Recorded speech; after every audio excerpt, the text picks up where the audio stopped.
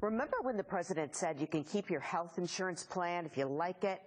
Turns out that is not always the case.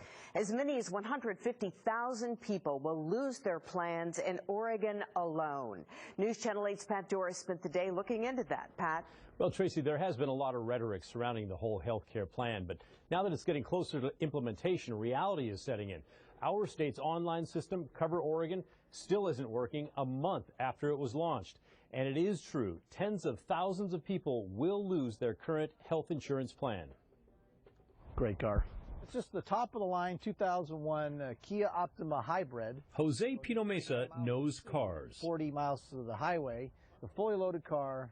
And today it's 21. Wow. Heck of a deal. He's been around for a while.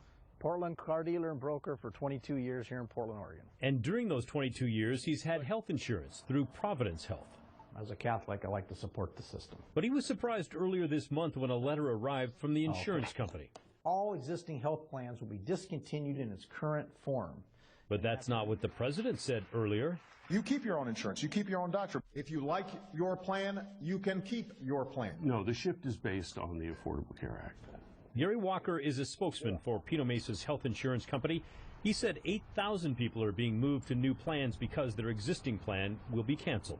And that's because of the Affordable Care Act. The old plans don't meet the Affordable Care Act, so we're sending out letters to try and help ease people's way. People aren't keeping their plans. They're different. Pino Mesa is not happy. He thinks the new plan will cost him and his family more, and that the president went back on his word. Well, when you promise the American people something, you have to stick with it. You can't say something and then change it, because this is affecting not just a couple people, but it's affecting everybody in America, and it's not fair. So what's next for Pino Mesa? Well, if he does nothing, he'll be enrolled in that new plan that's similar to the old one he had. And if you've got one of those letters, you can call your insurance company and ask for help and for what steps you should take.